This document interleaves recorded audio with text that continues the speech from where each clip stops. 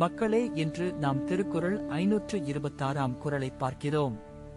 இது திருக்குறளின் பொருட்பால் பகுதியில் உள்ள அரசியல் என்னும் இயலில் இடம்பெற்றுள்ள சுற்றந்தழால் அதிகாரத்தின் 6 குறள்.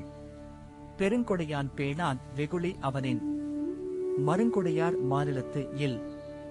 இந்த குறள் சொல்லும் பொருள் என்னவென்றால், பெருநோக்கம் கொண்டு தலைவன் தன்னுடைய மக்களை கவனமாக பாதுகாத்து அவர்களின் நலனை முன்னுரிமை செய்வார். அவர் பிழாப்பை சூழ்வார் என்றால் நாட்டின் சம்பத்தை வெறும் கேள்வி கருவியால் நிர்வகிக்க முடியாது. ஏன் இந்த குறள் முக்கியமானது என்றால், அரசியலில் தலைவரின் நெறி நீதியுடன் நடக்க வேண்டும் என்பதை குறிப்பதாகும். சிலர் சக்தி மட்டும் பயின்று நலனை கணக்கில் கொள்ளக்கூடாது. அதனால் சமூகத்தின் நிலைமையும் மக்களின் நலமும் உறுதியாகும். இன்றைய வாழ்க்கையில் இந்த குறளை நாம் பின்பற்றினால் நவீன தலைவர்களும் பொதுமக்கள் தம்மை உணர்ந்து தாராளமாக பாதுகாப்பை வழங்கும், நம்பிக்கையையும் ஒற்றுமையையும் தரும்.